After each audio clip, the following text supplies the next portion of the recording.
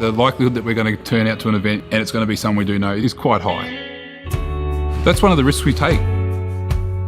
In my first year working with the SES, there was one we went to where I actually knew the person.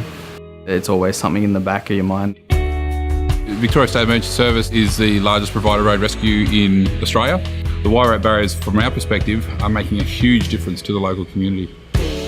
When we go out to an accident involving a local, we're a bit more grateful that they've actually crashed into the barrier than a tree. If we can just pop a door open and have someone walk out, it's a lot better than actually having to drag someone out and put them on the stretcher.